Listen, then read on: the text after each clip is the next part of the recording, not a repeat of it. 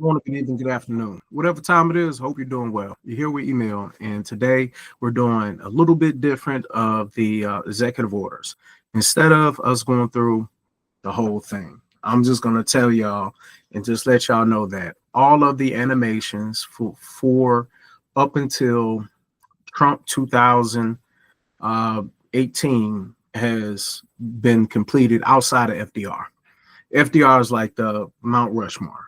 And because of that, I will be just giving a little quick check-in note. And then next week, Wednesday, we're going to start doing, of course, we're going to have to do July for Trump. All right. But then after that, we are going to be watching it more. And at that point, we're going to be analyzing things like we did last week with Charles. Me and Charles were analyzing the white nation that is trying to form in Arkansas or Tennessee, one of those places. And it's very interesting because that's stuff that we need to highlight. It is because if we don't check that, then the fascist Nazi regimes will come of power because ignorance tends to run rampant and people don't really care about the nuance.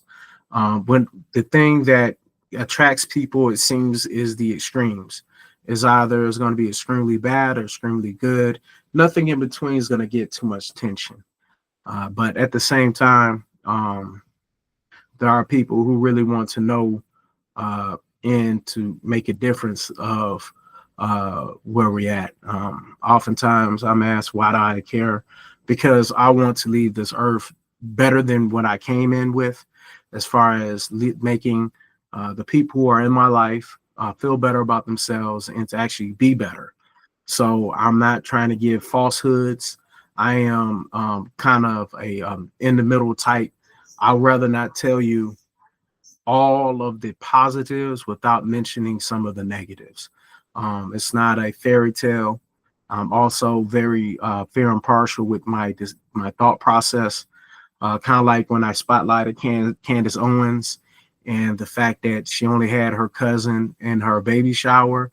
Somebody said something stupid like, "Oh, you spotlighting that makes you racist." And I'm sitting here like, well, no, her opinions make her racist. She was even saying Hitler was a good thing. And if you are ever think that you can recite that and think that you're good, I'm looking forward to doing more Leopold. King Leopold is one of the people that I plan on getting into. I'm really excited about being done with the animations for the Executive Order Watch, because at this point, I can then start doing whole conversations that are like debates between different presidents of different times and have and run mock debates between them. One of the main reasons why I've made it a point to do all of the executive orders before doing that is because I did not know too much about Grover. I didn't know anything about all the other presidents outside of maybe like 15 presidents total. I mean, up until JFK, that was probably the farthest I could have even thought of. Lyndon B. Johnson, didn't even really think about him. Carter, I've always known about Carter. Reagan, of course, Bush, all of them, up until, our present day. And I feel that we as just people, we need to figure out where we're at. And if you know where we came from, you know where we're at. But if you don't know where you came from, then you don't know where you're at, because those immigrants who came to this country looking for a quote unquote better life, they could have listened to the African Americans that were captive prisoners, and then their ancestors and then their descendants are now free. But at the same time, it's a lot of things that, especially in the South, that you can't walk around like nothing exists, because the police will lock you up and throw away the key and happily do it. Beat the mess out you, leave kind of bumps all on your body. And, and that right there, I feel sad that a lot of the police reforms that were done in Biden's time has just been reversed. And it's a lot of other things that's been reversed by, presidents before, but it's like a malicious nature. Just because you don't like your predecessor does not mean you the throw away half of the stuff that's good. And then, but at the same time, us looking at the holistic orange, and you peel away the orange and you see inside the orange, it has maggots, and you live through it once and then you try to live through it twice. This is a problem that I feel like America has. And America is not really living up to the promise of what it really came with. In my heart of hearts, I feel that I would not really want to meet George Washington, simply because he might turn me into one of his servants. At the same time, I am a firm believer that people do change. And through growth and throughout time in history, we've seen a lot of good and bad. It's not the first time that people were enslaved. It's just the chattel slavery was so different because it really took people out of their habitat. It's just really, it really did. It's a real big number. It's even worse than the Holocaust. And I say that because the Holocaust, at least, y'all went through 5 to 7, 8, maybe 10 years of real crazy stuff happening. But then when you were done, everyone at least remembers it. And, there's never a time where you can talk about the Jewish population real horridly like you can the African American population, where we used to have people that stood up for something.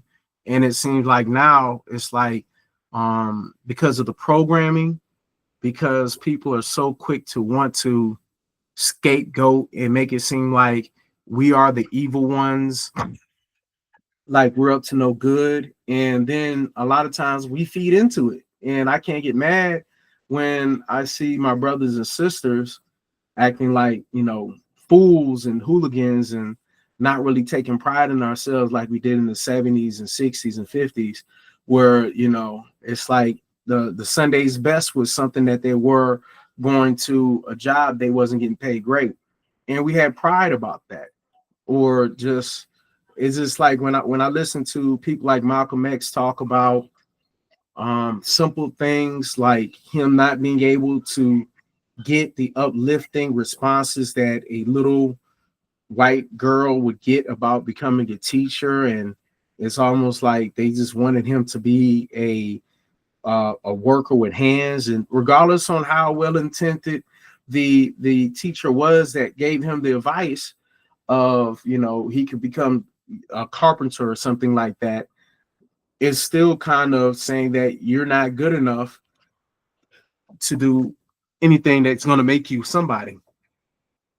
Me personally, I feel that it's not about the money you make, it's about how you feel about yourself. You can be a billionaire and you may feel like you're not worth anything, or you might be somebody who's making it, just barely making it, but you feel like you are real great because you're leaving something behind that's worth more than money.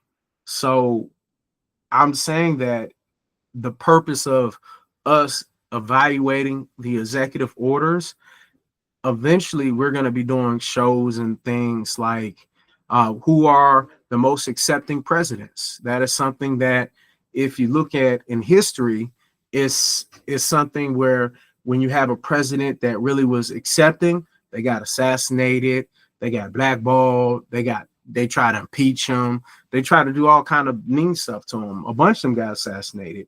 And we can talk about that and really understand that just because characters who have that position didn't do what they said they were going to do, it's not always because of them. It's because the system that is so against filibustering and just really those type of activities that really kind of block progress for equity, inclusion, diversity, and that's the DEI.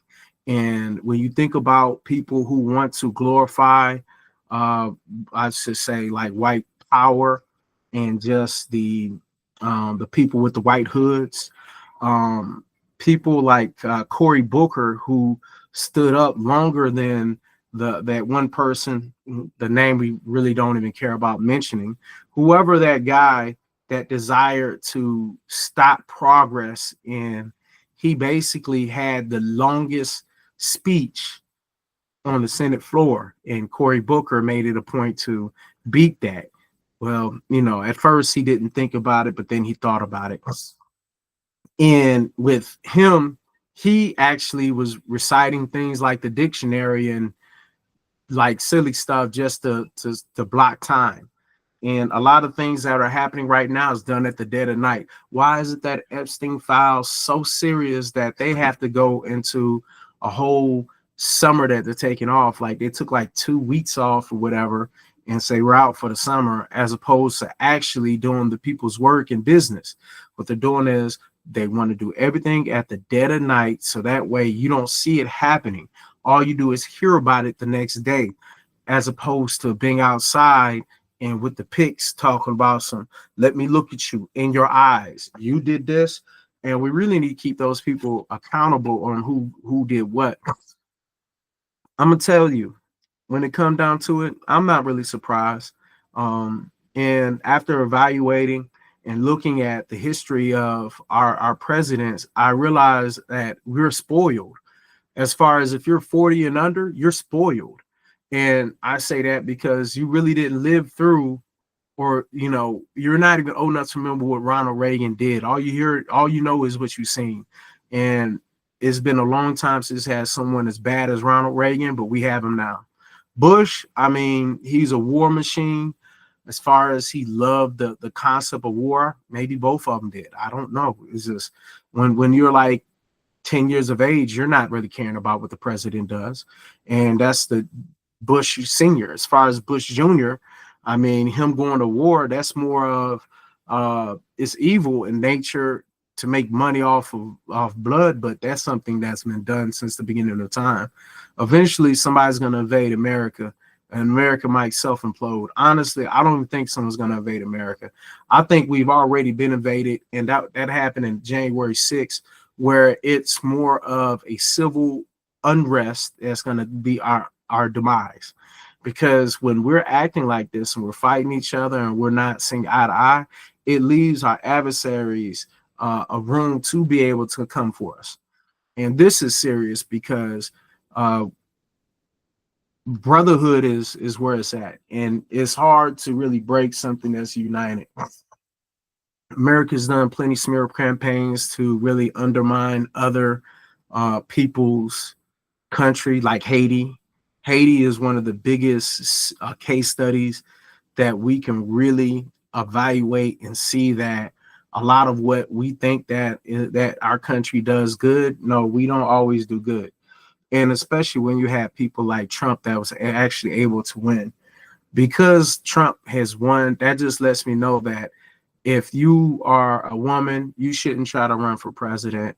And I just say that because we're not ready. And I mean, I voted for both women both times. I mean, Hillary Clinton, I really wanted her.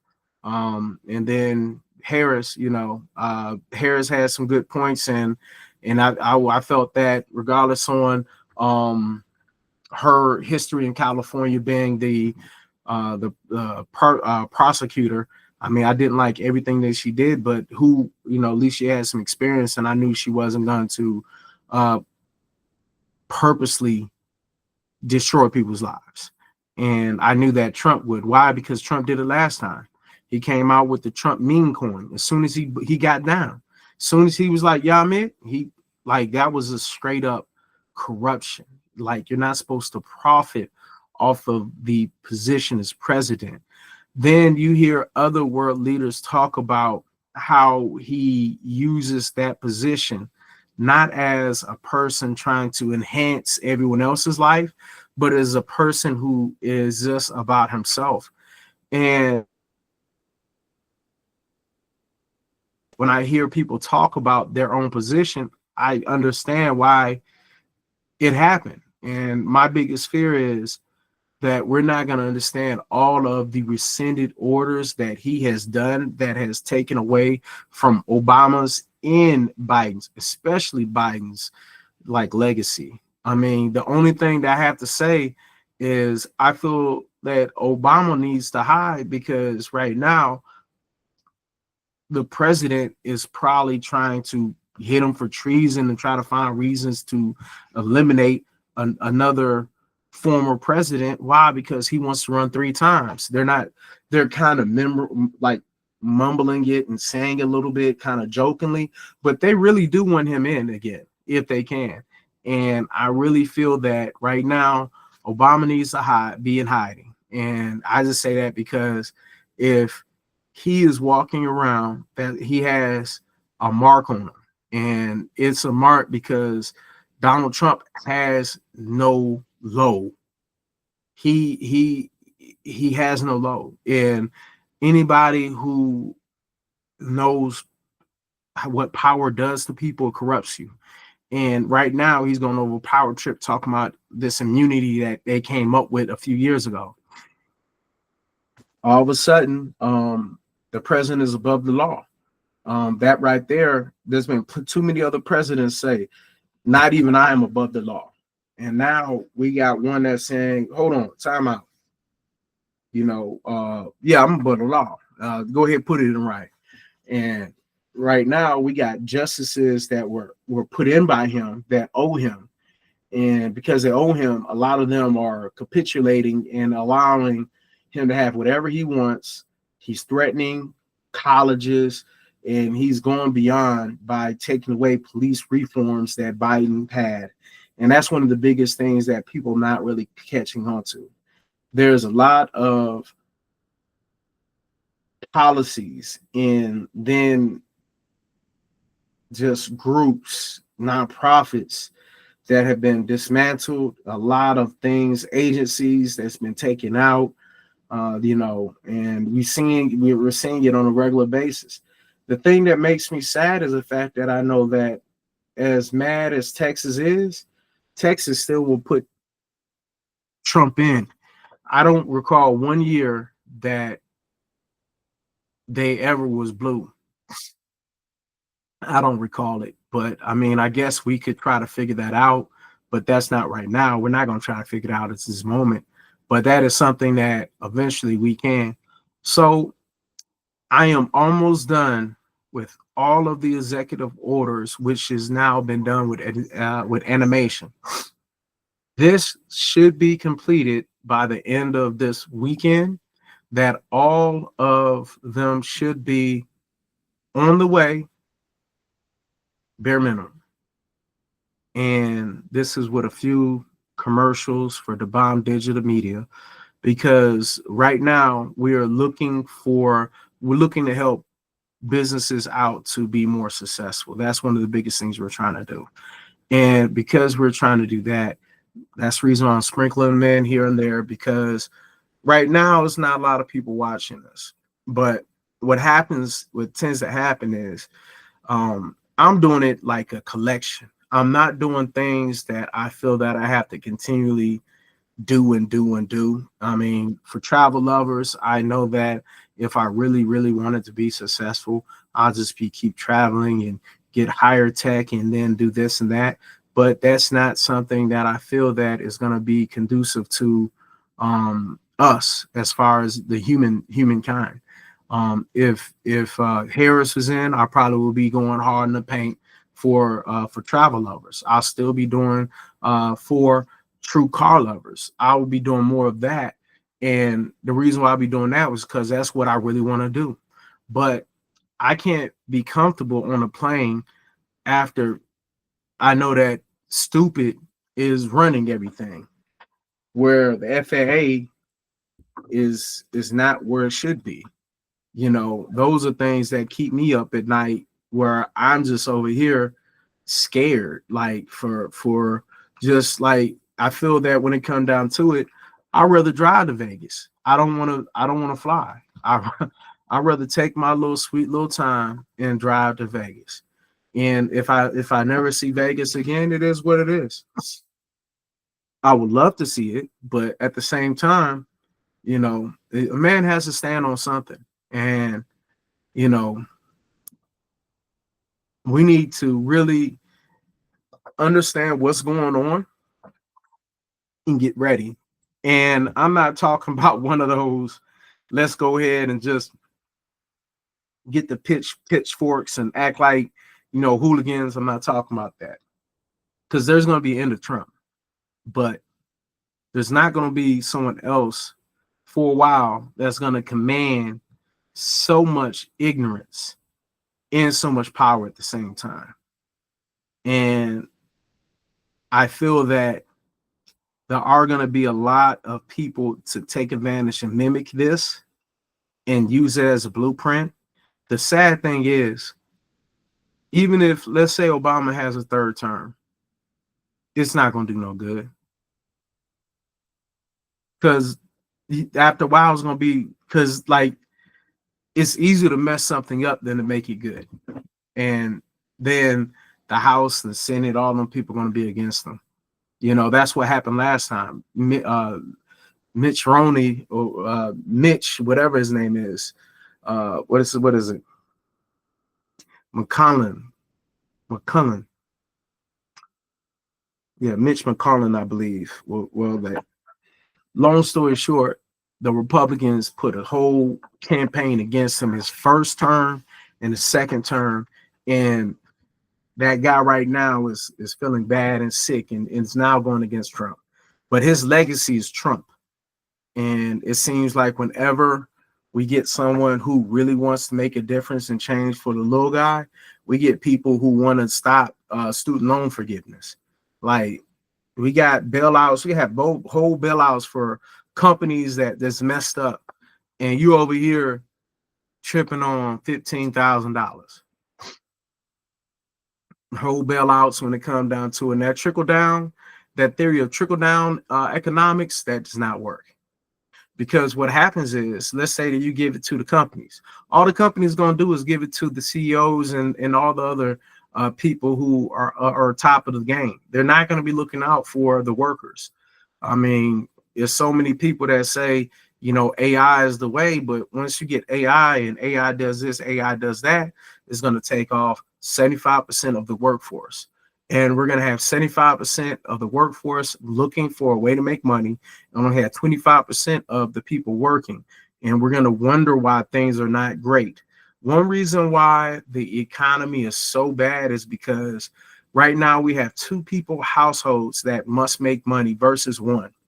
When it was a time where it was mostly one person making the majority of the money, the house didn't cost as much because there was less money to pull from per household. Per household made $15,000 a year versus them making $45,000 or $30,000 a year based on those type of income that was happening back then. I'm talking about like the 80s and the 70s. That's when houses were real cheap off comparison, quote unquote, dealing with inflation.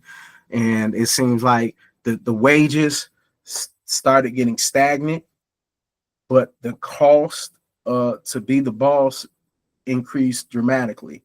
And that inflation, the hyperinflation, is making it so that people don't really want to work as hard. Why? Because why am I going to work hard? I got to live in an apartment.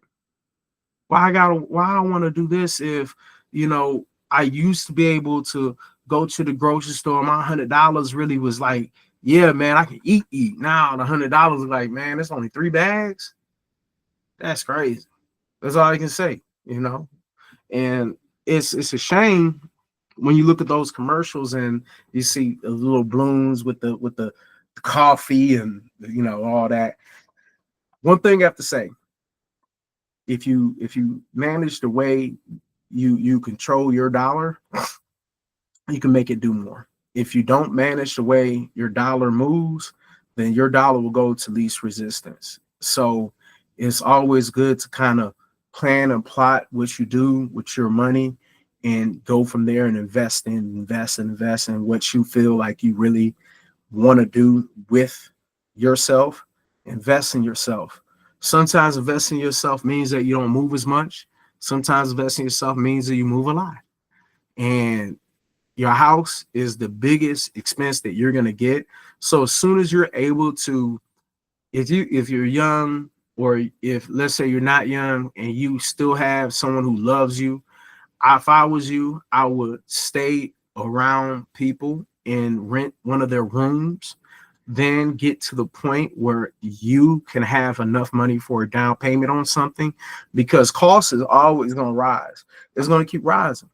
And if you technically got a mortgage or a note on something, that price technically stays the same. It's a little bit that's going to increase because of taxes and because of insurance. That's going to increase the amount a bit. But when we talk about the cost of living, to rent is going to continually increase. Rent's going to go up like this.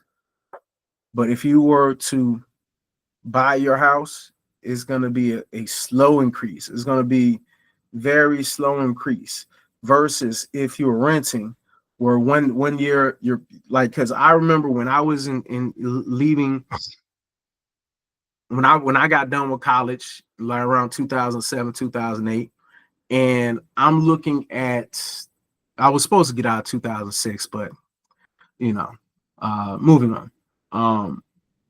On those times, I was looking at rent. It was like $350 a month. That was it, $350. Stuff like that. Even in Maryland, it was like $1,100. It was kind of high, but it wasn't like extremely high. And in like a bunch of places, $350, $450, $425. That was the price. So can you imagine you not being grandfathered in? Because I know a lot of people like, well, my landlord loves me. He'll never nah, that landlord raise the rent or he'll sell it, and then you're gonna be out there starting back over again. And by you at least owning that, you don't have to worry about the constant increase where it's like 150 here, 200 there, $50, $75, it creeps up. If you keep adding $50 every year, 50. So $50, what does that equate to? That's like $600 a year that's going to be added on too. So 1 year is added about 600, next year is added 600, next year's added 600. By the time you know it, it's so high. And then right now, what they're doing is, if you have a house, they are trying to buy your house. They are trying to throw you some money. And then what happens is you go and get that one big paycheck, and now you're over there looking for another place that you want to live in, and you're not going to find the kind of house that you had before. The only way that you can find one is if you are looking for a house that is essentially a tax property, something like that, tax lien property. You got to go and do some creative stuff, and not just straight up, let me go ahead and just shop and look for a house I just really want to be in.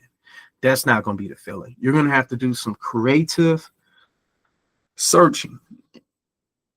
So another big expense, getting vehicles. Right now, there is a common theme where people want to buy the most expensive vehicle they can.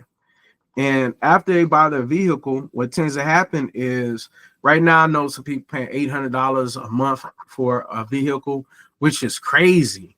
Like, I can't imagine spending over $200, $250 for a vehicle every month. I can't do that. I can't spend over $250.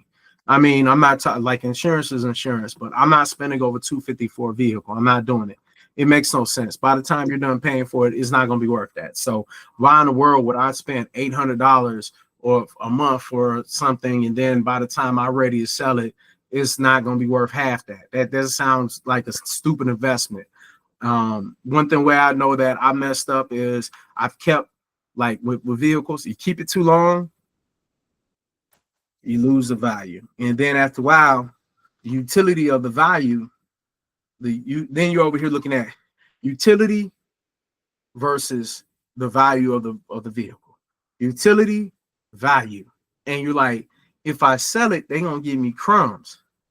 But if I go and try to get another one that's worth that, I'm gonna have to spend this much more. So it's like it's a battle you go against. So those are the two biggest things. And when we talk about the policies that are made, green energy was something that fed a lot of people's family. Right now, green energy is not feeding anybody because somebody wants to say drill baby drill, and he wants to make it seem like he is doing it for everyone's best interest, which we all know that's not happening. He's doing it because that is the easiest way for him to get paid. He's going to get paid the most. And this green energy, he's going to badmouth it. They're going to mention all the negatives and hide the positives. And at one point, I was thinking about doing the green energy thing as far as working with the wind turbines and really the solar panels. I was plotting and thinking about that, but I'm glad I didn't, because right now I will be looking at it like, is there really going to be a place for me next year?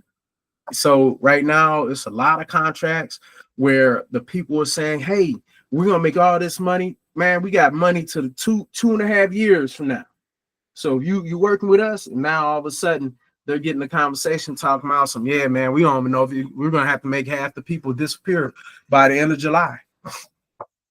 These are conversations that these green energy workers were dealing with, where of course they had to move around a few times, but if you're getting paid $40 to $60 an hour, you're going to make that move for a little bit. You're going to live in that little trailer and you're going to go ahead and send some money back home to the family.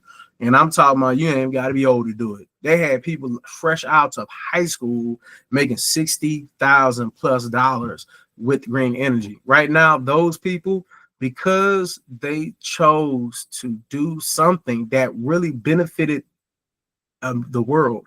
When we think about global warming, when you think about just really the principle of the way we're getting this energy, we're getting it in negative. We're getting it like clean, clean fossil fuel. There's no such thing as clean fossil fuel. Just because I put the word clean in there, it's like a play word. Fascists do it all the time, because when you think about the national group, whatever it was called, the national, when you think national, you think about the people. Wordplay is not about what the word is, it's about what you're actually doing. If I was to commandeer something from you and take it from you, and I say it's for the good of the people, and it might be for the good of some people, doesn't mean it's actually good to you. And that right there, let's talk about the Native Americans. Their places were commandeered.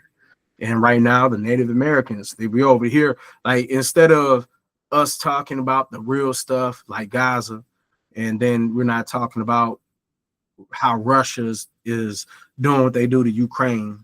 We're not talking about that. We're not focused on that. Instead, we're over here worried about Epstein files, which is a huge thing because, let's face it, anybody who's dealing with kids like that, especially if you're like 60+ of his age, if he was like 24 years of age and he was dealing like with 15, 14-year-olds, might be able to get over it. Not really, but might. Some of y'all will. I know one cat, I talked to him, he was 19, dealing with a 14-year-old, and 13, my bad, he was 19, she was 13. I was getting on him hard. I really did not appreciate that, so I let him know about it. At the time, he was like 24, 25, and she was talking about she was like 19 years of age, and he was just telling me like, yeah, my girlfriend, da-da-da-da. I'm like, what? How old your girl? Oh, I was getting on him. I was getting on him hard because I'm like, bro, that's what? Oh, pedo. You know what I'm saying? Like, we don't play that. And just think about that. That's a 24, 25-year-old dealing with a 13-year-old. Well, no, correction. A 19-year-old at the time dealing with a 13-year-old, and he's 25 and she's 19, just turned 19 at that time. He's 24, 25. And if we can talk bad about somebody that's 19 And then you have somebody who's over 60 years of age talking about some, like, on Howard Stern's, like, talking about women and girls like they are objects and there's some kind of toy, and the younger the better, and cool with petties. I'm just saying, it's like, it's just kind of sad that we even have to deal with that. Why is it that the person who holds the highest position of the land is cool with those type of individuals? And it shows you a level of corruption that's beyond, you can't respect that. And because of that, that's the reason why we're doing these executive order watches, and we're going to keep a track and keep note of what's really going on. The executive watch, the executive orders that we're going to be looking at, for the most part, by next week, we're going to be looking at all the ones that took place in July. Then we're going to evaluate those executive orders on a regular basis with going over who is most accepting presidents. That's going to be one of the topics that we're going to be focused on. Who is the most accepting president? One would say Obama, because he is a minority, but that is not the person who technically really was the most accepting. And I say that because it's kind of biased in a sense, and it's really, I shouldn't say biased, but I'm just saying, like, if you're accepting, you're black, it's easy. Why? Because shoot, I know if I don't, they ain't gonna accept no one else. So it's like it doesn't count as much. But if you're like living in the 1800s and you're super accepting, that right there is big, because it's different when you got family that look like somebody, and you could benefit all you want. You really could benefit, but instead of you taking advantage and enslaving others, you emancipate them. And I'm not really talking about Abraham Lincoln. Abraham Lincoln, he really didn't free the slaves because he really wanted to. He did it because he wanted to win. And true, he probably didn't like slavery like that, but it really wasn't like, oh, it's killing me to the point. It wasn't that. That's something that we can't say that he really had. I'm gonna share this one document.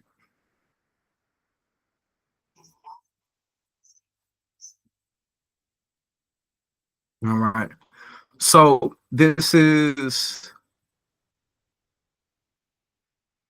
one of the documents that we're going to be using future of the most accepting presidents from 1 through 47, where, if you see, at this point is just a list of them. At the same time, it's not the one I'm looking for. One second. It's not going to let me do it with that. So let me change the tab.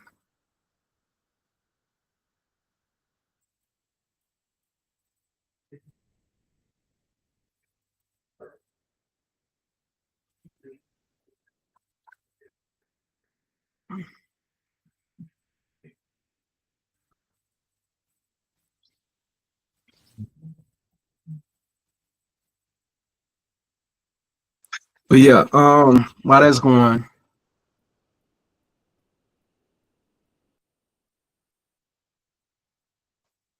yeah, so when we talk about who is actually the most accepting president outside Obama, which you know,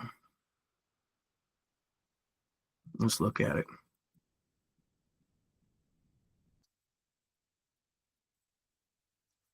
All right.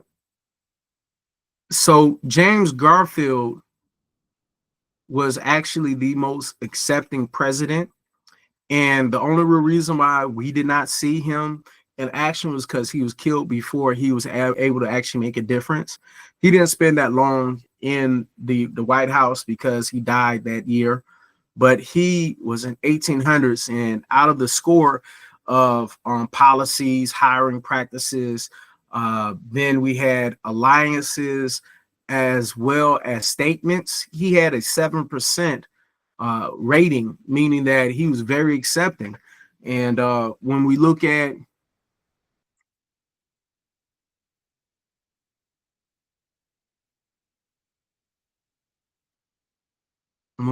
that was where he was at. Kamala Harris was 18. Joe Biden was 22%. So that right there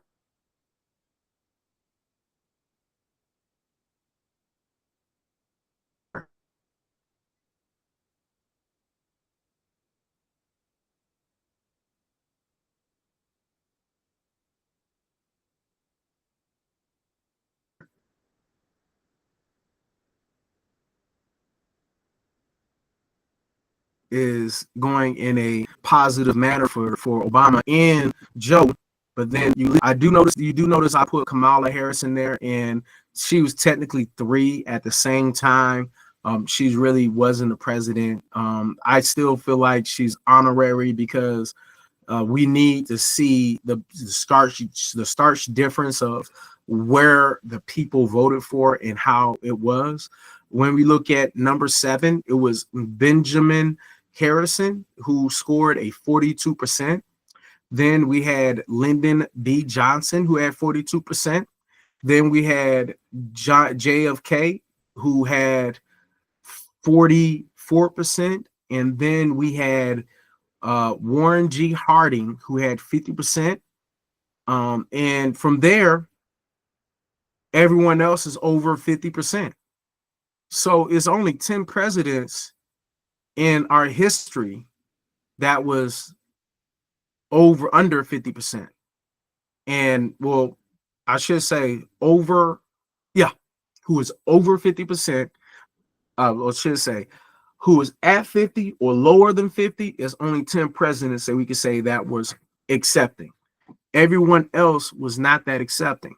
So the reason why I say that we're spoiled, we have number 2, number 3 didn't happen.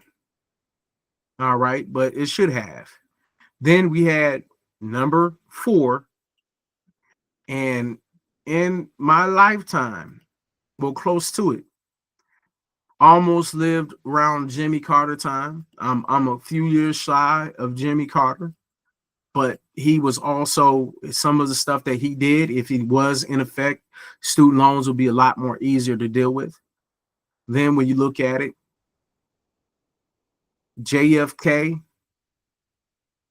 and Lyndon B. Johnson, those were in the 60s, and they really didn't like them. At the same time, this is when a lot of civil rights were won around that time. JFK died because he was trying to elevate us. And then when we talk about Warren G. Harding, he had a short time in there, but that was in the 20s.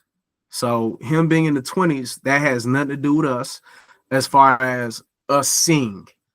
We talk about JFK and Lyndon B. Johnson. That was probably the last time that a lot of our grandfathers or fathers had actually seen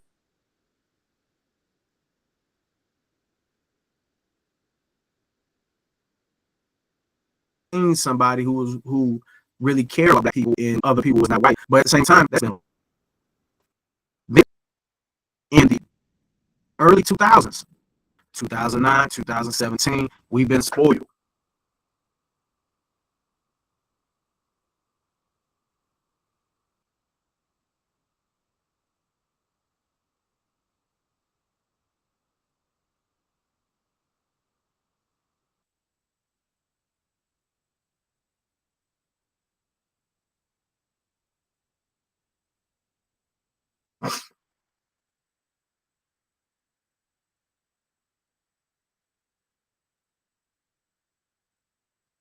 We had somebody come in there with grace, somebody that is Andrew Johnson, and Thomas Jefferson. Those are the only three presidents that is less accepting than Donald Trump. That should tell you something. And because we had those presidents that showed us that it was possible to be different and respected and actually had positions where they actually had a say about some things, I feel that we're spoiled. And we just need to understand that, just like what China said, this is their true face. When you vote for somebody who purposely makes other people's lives hard, you did that. You did that. You did that. No one else. So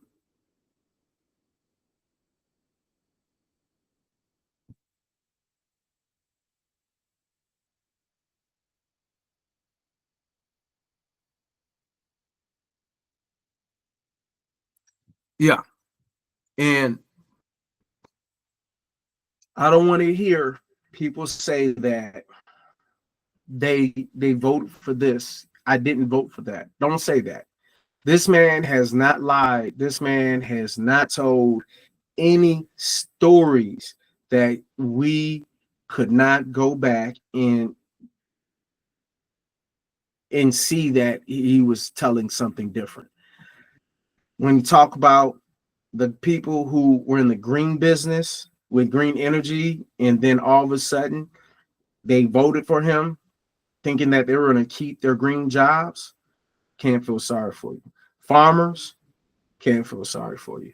Why? Because you still will vote for them. Y'all still don't learn. Y'all still ain't gonna learn. So